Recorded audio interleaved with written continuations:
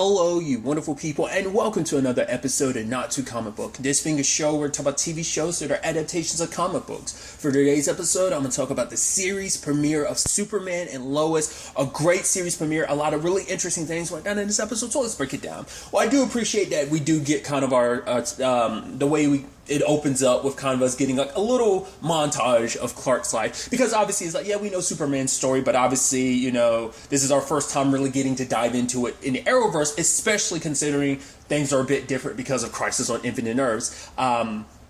It's interesting too, like for him to bring up like the fact is his earliest memory is of you know, Jonathan and Martha finding him, you know, so I thought that was kind of interesting. But obviously, like I said, we get the quick cut.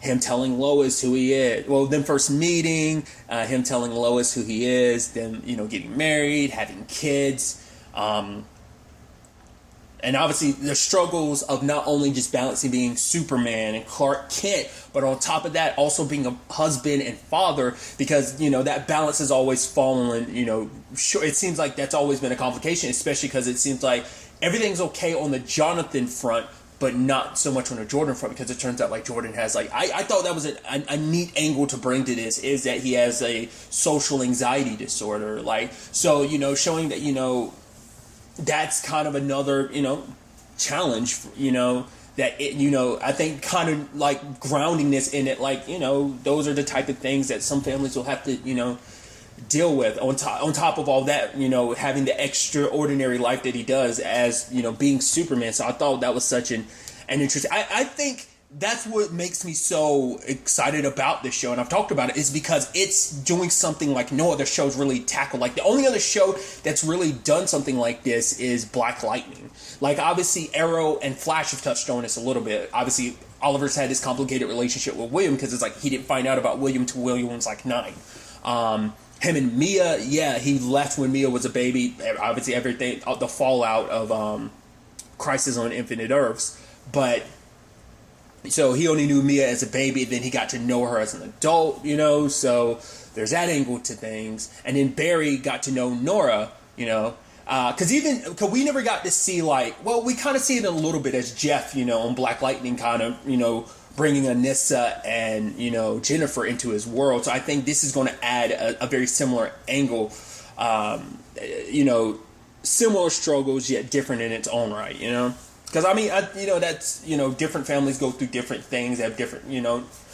And once again, it's the line from the trailer that I latched onto and I really like, is that, you know, no one ever thinks about, you know, the problems in their lives. Like, when you're thinking about getting married, having a family, stuff like that, you never think about the problems. You always think of, obviously, the good stuff, but it's like, people might think just because, hey, he's Superman, he's not going to have any issues. It's like, even the extraordinary people in the world have their own struggles and issues. And I thought that was such a neat line, and just to hear it in the episode too, in the full context of everything. So the interesting aspects is obviously that nuclear power plant situation he dealt with at the beginning of the episode. I thought was pretty badass. Him freezing the water, coming up with an iceberg to cool it down. Obviously this is the second one. It's like, yeah, it looks like this might be like someone's causing these to go down, which also shows you like, oh, the colonel knows who, or is he a general? I don't remember. Lois's dad. It's like, he knows who Clark is and everything, so it's like, all right. And it's like, you know, maybe I'll take Jonathan for fishing. All right, cool, we'll set up some dates later, Jim. Bam, pops off. So, and obviously it's like showing you kind of like their fast-paced life. The moment Clark gets home, Lois is like, okay, Jonathan got some news for you. Jordan is upset with you. You need to go apologize to him because you missed your therapy session. And she's like, I got to go to work. So it's like, just their lives are very fast-paced. I mean, to be fair, you know, raising teenage boys, I'm sure that's in its own struggle, teenage boys in general, but I'm sure teenagers in general, geez. But also, like, you know, it's like, oh, like, their lives as reporters and jumping onto the next story and stuff like that. I thought it was really interesting when he walks in and it's like, of course, his son's playing Injustice. And he's like, oh, Jordan, you're pretty good at Superman. He's like, Superman's boring. I'm rated. And you have Clark going, oh, huh. Which, they wrote that line specifically because a lot of times, I've heard that a lot. I really enjoy Superman as a character, but I have heard many people more than a handful, constantly refer to him as a boring character because the whole thing of like, oh, being super overpowered, it's yada yada yada. I think that's what this show is trying to do, like focus on the humanized element of Superman and not just focus on the superpower. Kind of like how Supergirl does a really good job of balancing both Kara about, trying to find that balance between being Kara Danvers and being Supergirl.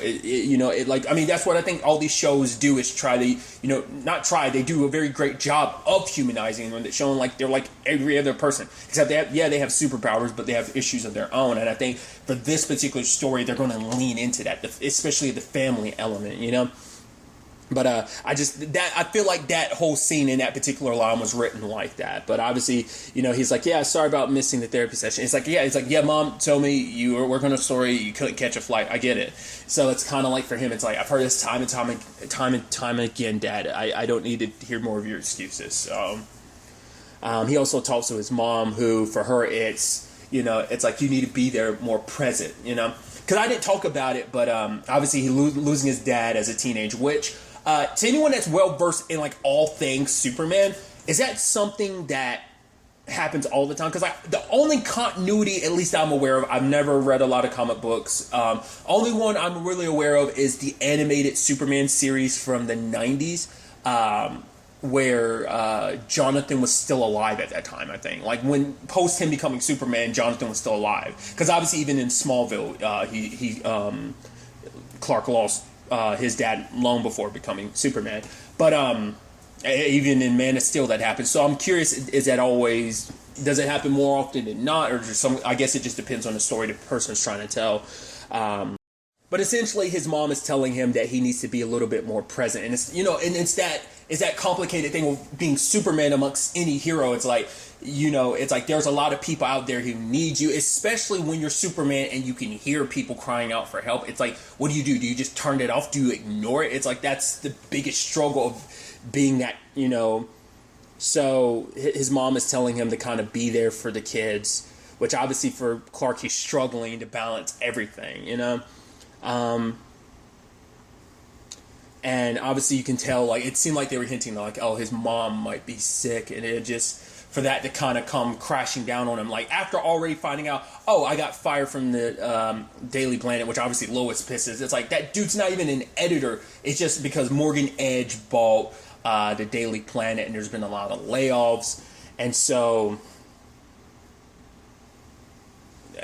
Clark's like, well, at least I still have, like, my other day job, and it's like, that's not the point, Because I brought this up because of what we saw in the trailer. I think that is going to be an angle to this. Also, like, in this day and age of, like, how news is treated, like, them being reporters, being, like, I guess, because especially in Lois's eyes, it's like journalism is like a dying art.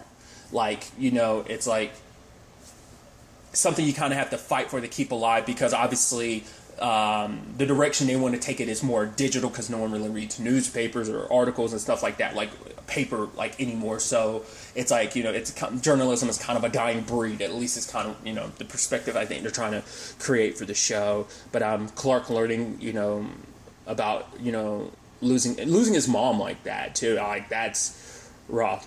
Because let's not forget, he's been Superman at bare minimum like 20-ish years, because at least we're definitely more than 14, because the kids are like 14, so you add in like a buffer window of a couple years. So he was already Superman before he met Lois, I think.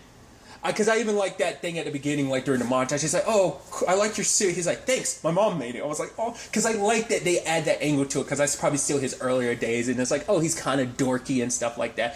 It's a very specific suit they use too. I think that's maybe like his more classic first suit, because the one he has now is very Man of Steel-ish. It's kind of very reflective of the one Kara currently has, or had before, and also the one she currently has as well. So it's very, I think Man is still inspired. I don't think he gets the new suit till probably like later in the season.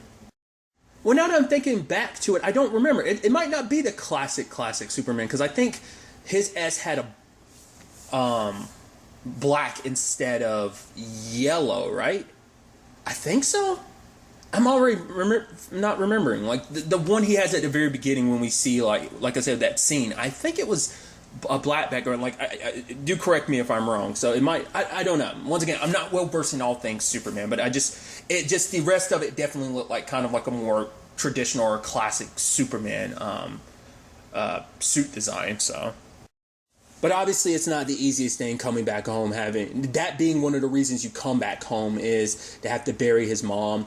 And obviously, this Premiere also did a really good job of setting up Jordan and Jonathan's relationship. That Jonathan kind of picks on Jordan. It's a sibling thing anyway, but it also seems like he's like, yeah, don't, it's like, what's this? It's like, yeah, you need to eat something to take your pills, right? He's like, what are you, Mom? It's like, well, yeah, I mean, I have to look after you because if I don't, no one will. It's like, it kind of shows you that, yeah, he might like riff on his brother a little bit, but he does look after him, does make sure he's okay. It's like they do, at the very least, when the time comes, he is there for his brother despite everything.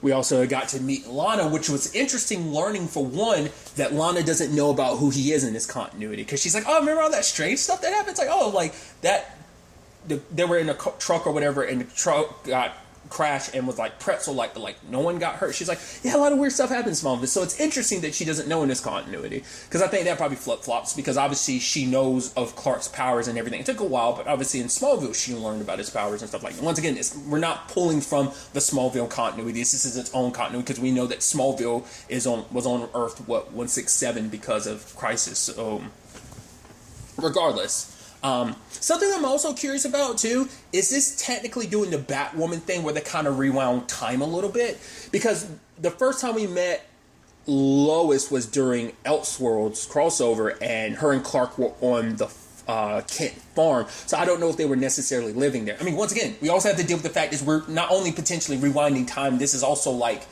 a different continuity because they have twins in this. They didn't even have their first Jonathan yet in that continuity, even at that point, because she wasn't pregnant until the end of the crossover. So that's what I'm curious about. If they, because in Elseworlds we got introduced to Kate as Batwoman, but obviously they rewound time for the show, so we saw her becoming Batwoman. So not already pre-established like she was in Elseworlds. Because I don't remember if they really covered it in Elseworlds why they were there, whether they were already living there or whether he was just, he might have said something about whether or not he was just helping out his mom or not. Once again, things could just be different just because obviously post-crisis and everything, so that could just be a different thing. But I think we are rewinding it. Or it could just be a thing of maybe he was already living there in that continuity, but now because things are different, like now he's just getting it. I don't know. Either way, I could easily be overthinking it, but I just thought that was kind of an interesting thing. Regardless, obviously Smallville is kind of in a position where things are, a lot of people are leaving and moving because Morgan Edge is coming in trying to buy up farms and stuff like that because he's trying to revitalize the town, which obviously leads to an argument between Lois and Kyle, Lana's husband, because it's like, which I also thought was kind of adorable that their youngest brought up the fact it's like, no, you and Daddy argued because he found you and Mr. Kent used to date, and Dad found you on his Facebook page or something. She's like, okay, honey, sweetie, go away.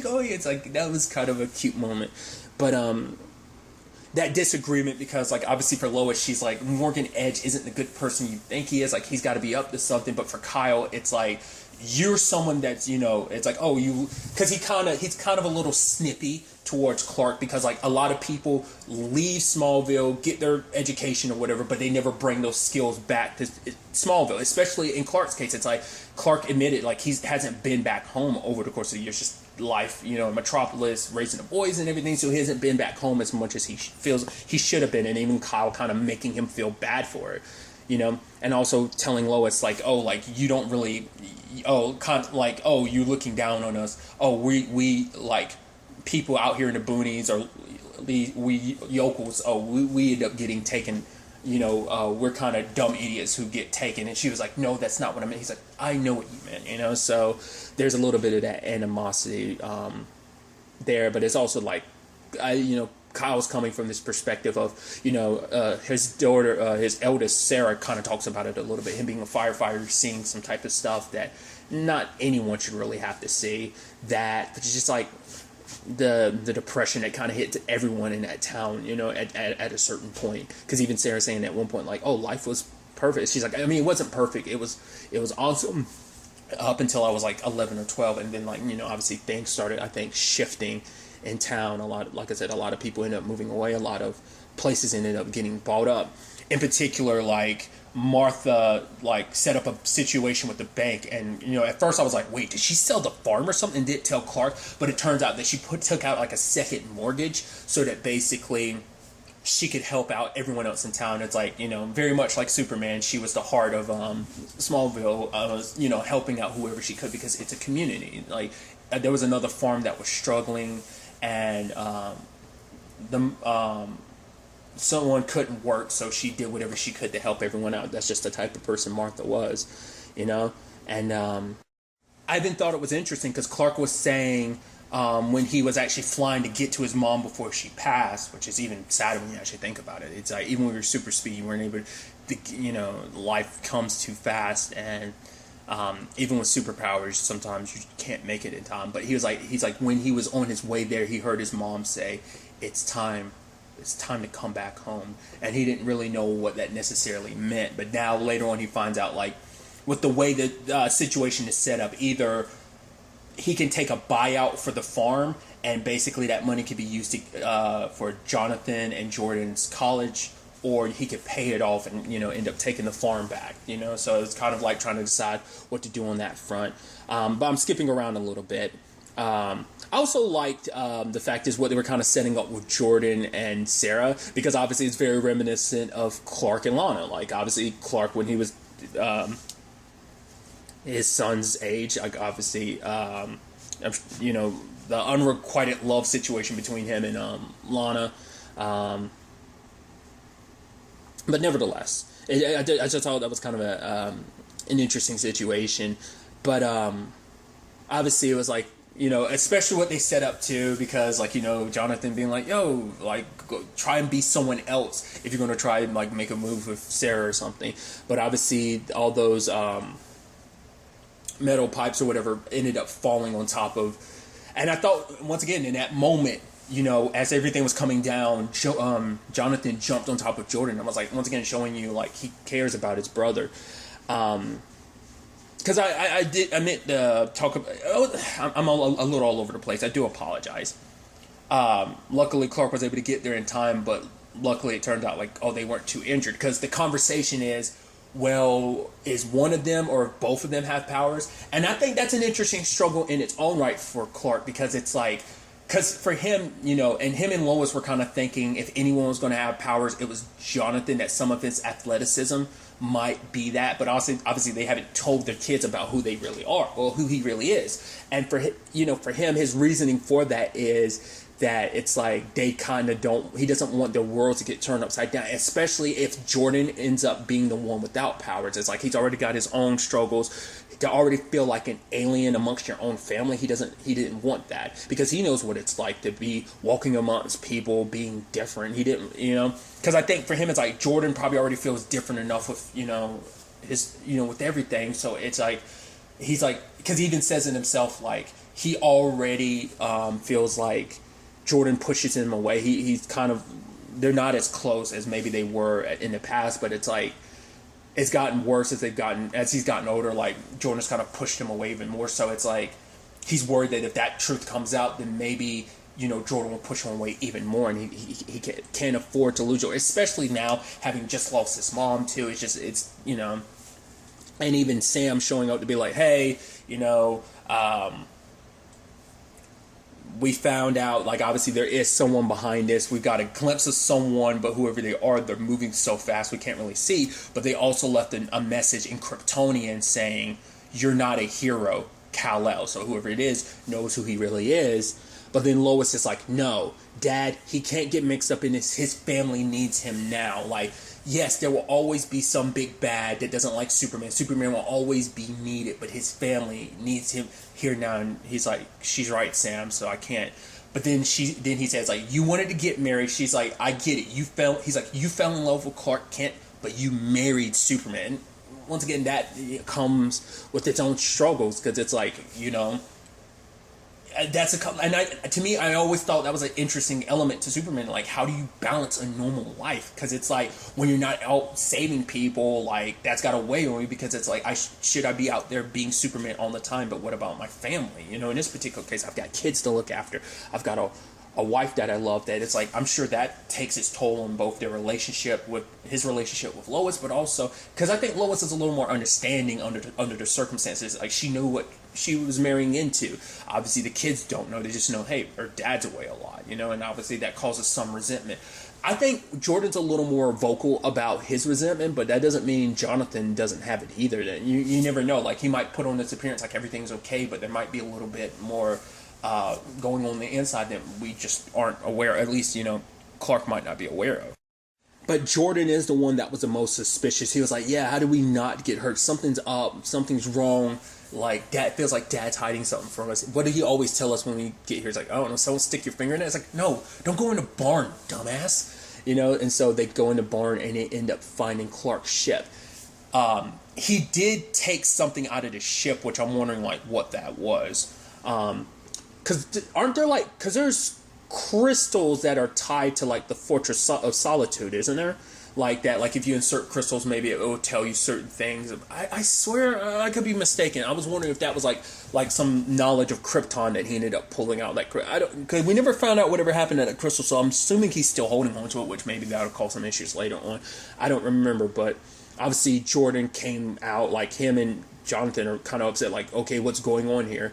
And then Clark reveals who he is to them. But for Jordan, it just upsets him more because it's like, that means you've lied to me. Not just one of you, both of you lied to. It's like you've lied, keeping his secret all these years. And he was like, don't yell at and talk to your mother like that. This is my fault, not hers. And it's like, and especially when he brings up the fact is like, oh, like we were worried that like Jonathan might have powers in you. And he was like, oh, so that's what this is really all about,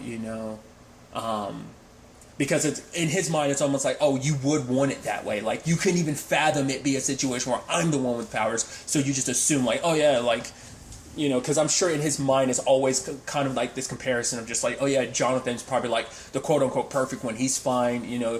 He's the one that doesn't have any quote unquote issue. Like I feel like Jordan probably internalized it like that. And for Clark, it's like he feels like no matter what he does, it's like, it's like, because it's like, you might be a hero to the world, but you're no father to. You've never been a father or something like. It was like Jesus, and I was like, that cut deep as a dagger. And even he was like, maybe Jordan was right. Like maybe am I a good father? Obviously for Clark, he's done everything he can. Like it's not the easiest thing. So, but he goes up against whoever this dude is in a suit, and even in the trailer, I was like, oh, it looked a little Lex Luthor-ish, like Lex's suit. So I thought that was interesting. The two of them clash, but the dude who knows everything about Clark, even being like, oh yeah, I know lead is one of your weaknesses, but he also outmatches Clark in strength. Like it seems like he's prepared for everything because his suit is protected against Clark's freeze breath and his lasers. So he came well equipped, and like them battling all over the place, like Clark chasing after him, I thought was pretty badass. Once again, it's still that thing I'm unclear of continuity-wise. Because Kara needs a suit to be in the atmosphere. Like, I don't know if that's something that they changed, or whether it's just like he's just at that layer of the ozone where it's like he's okay to be that high. Because I don't know where they skirt that line with sometimes. Because some continuity has it so that Superman can just fly out in space, no suit. I mean, maybe it's never been that way. Maybe that's just been my perception. Maybe it's like he can go to a certain layer in the atmosphere before he will need a suit. I don't know. But obviously this guy talks about some interesting stuff about like how like we're both like the last survivors of our planets. We have that in common, but it's like you and me have history. Even saying like, oh, you're fighting for this, you're fighting for these people. You want to fit in, but you'll never fit in. You fight for their love, but they'll never love you because you'll never be one of them. And ends up stabbing him with a kryptonite, like a piece of kryptonite. And as he's falling, he hears Lois calling to him, and obviously it's about Jordan and Jonathan at the party, which Jordan, has this moment with Sarah where she kind of opens up about like how she took a lot of her mom's pills, and she's like, I don't even know why I did it, which I think obviously that's an underlying issue of like her probably not realizing like, oh, maybe there's a deeper issue there. Maybe it's just like a depression, like maybe she might be suffering from depression, kind of like her dad, because she says there's moments where her dad just kind of checks out. It might be his job, and that could be like a form of PTSD from his job, or maybe there's an underlying psychological issue there that maybe she has as well. But it's like since then, like her mom, she's like, my mom made like a big deal out of it, and it's turned into like a big family drama. And so she felt a little commonality when she saw that Jordan was taking pills for like what he's going through. And they kiss, but she's like, whoa, whoa, whoa, because it turns out she has a boyfriend. That turns into a whole thing. And home dude's beating up on Jordan, but, Jonathan stepping in to help his brother, and it turns into a brawl. And then in that moment, like, during it all, like, Jordan's powers kicked in, and he used heat vision, calls the fire. Luckily, no one was hurt. Clark was able to get there in time, Well, obviously the firefighters are already done everything, but obviously, like, Clark shows up, making sure both his kids are okay, And obviously it's like, it's interesting too because it's like Clark is saying Jordan's powers are manifesting differently than his. Because I guess from what we've seen from, like, the montage at the beginning, like, obviously, like, his super strength is one of the first things that came. Like, I think his powers came in phases. Like, I don't think his heat vision came immediately. It's kind of, because it seems like, because Jordan actually kind of reveals he protected Jonathan. Because in that instant, he's like, I felt something change inside of me. And I felt like this, I think for him, he always kind of feels out of control, but in that moment, he felt control, and his powers developed. So, I'm wondering, is his, social anxiety disorder, is that going to play any role in, like, because also, your powers are tied to your emotions, I think, So, I'm sure that's going to be a struggle, its own struggle in its own right, for him. So, I thought that was kind of an interesting, development on that front. So he's got so much to kind of struggle and deal with. And obviously Clark kind of realizes what his mom was trying to tell him about coming home. It's like that she wanted him to come back to Smallville because it's a simpler life, because he's like, I wasn't there for the kids because we lived this busy life. It's like the world's always going to need Superman, yes, but, he wants to be there for his family first. And Lois is, she supports the idea, of them, kind of putting their family first and being there for them in the long run. So once again, that's going to be in its own struggle. Like, yeah, you can come to Smallville and live this perfect normal life, but you'll never be normal, Clark. You will always be Superman, and you have a responsibility, a duty to this world, but he also has a duty to, his wife and his kids, so that balance, like I said, that's an interesting balance. I'm interested to see how Clark ends up, tackling that. There's a moment early in the episode I really liked where she was like, you might have like, super hearing and stuff like that and supervision, but she's like, I have, as a reporter, I have a super smell. So she's like, this whole Morgan Edge thing, it smells. And he's like, well, I actually do. I was about to say, I thought he did have super, and he's like, I do actually have super smell. I just don't use it a lot. House of two teenage boys, it's pretty gross. I like that moment. But another interesting thing, obviously, them setting up this whole situation of like, oh, let's move back to Smallville. It's first and foremost, like, they end up talking to Lana about the fact is, that your bank recently got bought by like a company that's owned by Morgan Edge? And she's like, really? I didn't know that. Which part of me wonders, like, there's a part of me that's almost like, do you think Lana knows a lot more than she's letting on? I don't think so, but I'm wondering if there's going to be anything there or not. Maybe it's like, yeah, she's a lot more in the know than she, almost, because I don't know, it's just the look on her face almost made it seem like, oh, I should have figured you're a good reporter, so you're going to be snooping. But it just, I don't know, the look on her made me almost go, her almost feigning ignorance. But like I said, I could be reading too much into that. But I thought that was, fascinating. Of obviously, moving back to Smallville and probably trying their best to help out, especially for Clark, it's like help out on a farm like, he did with his parents. So kind of, help with their family lives, even talking to Jonathan and Jordan about it. It's like, obviously for Jordan, it's like, oh, but, school, football, it's like, yeah, it's a big conversation we have to have. But he's like, I think this is kind of best for our family, but, they'll talk it out, Because there was also this line that kind of, I might have said Jordan before, but no, I meant Jonathan. But regardless, speaking of Jonathan, what I thought was interesting too is like him saying this line where, because Jordan was like, hey, about the superpower thing, he's like, no, it's good. And he's like, yeah? It's like, yeah, it's good, because that means all my athletic abilities are legit. But I think where they were worried about Jordan, I think there will be a little bit of animosity on Jonathan's part, because it's like, regardless of anything, it's like, but that means Jordan gets the powers and I don't. Like, they were worried about it one way and now things are the other way, I think they still have to be worried about that, because that's, especially as twins, like maybe Jonathan's going to develop his powers later on, maybe he won't, it all depends on how things kind of ultimately end up playing out. But yeah, I even love the thing of like, hey, let's go to the bar and I got to show you guys something. It's like, oh, more Superman stuff. It's like, no, I'm gonna teach you how to connect a tractor to a plow. It's like, oh, come on, Daddy's like, we found out our dad's Superman. We've got like 1,000 questions, and just like that heartwarming moment, because he'd even told Jordan prior to now, like, I understand, he talks about like how he knew that like his dad Jonathan wasn't prepared either. Like, it's like for him, he didn't realize until later on in life, like, oh, my dad didn't know what he was doing either.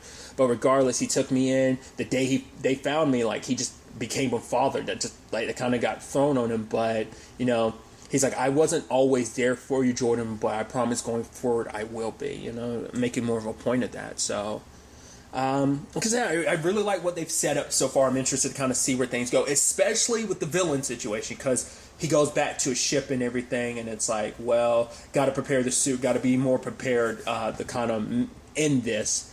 And it's like, yeah, because you're going to need more kryptonite, is what his ship was saying, Luthor. And it was like, okay, so I'm assuming I chalked this up to, he's got to be like, we might be dealing with a Legion type of situation, in the sense that he's from the distant future or something like that. It's kind of, and he holds some kind of resentment, which will be interesting if that ends up being the case, because that'd be a little parallel. I mean, maybe this is something they're pulling from the comic books, but I was wondering, it almost seems a little parallelish to how Eobard Thawne hates Barry. Like, it almost seems like it could be like a dynamic similar in that case that they're setting up. I don't know, maybe not. We'll have to wait and see. But also, like I said, there's also like, it seems like they're setting up this Morgan Edge like situation as well, because obviously in this continuity, once again, depending on the time frame, it's still in Arrowverse's continuity. So far, Lex Luthor is Mr. Oh yeah, I'm cool, I'm great, but we don't know what the rest of their prior history was like because of this warped reality. To be fair,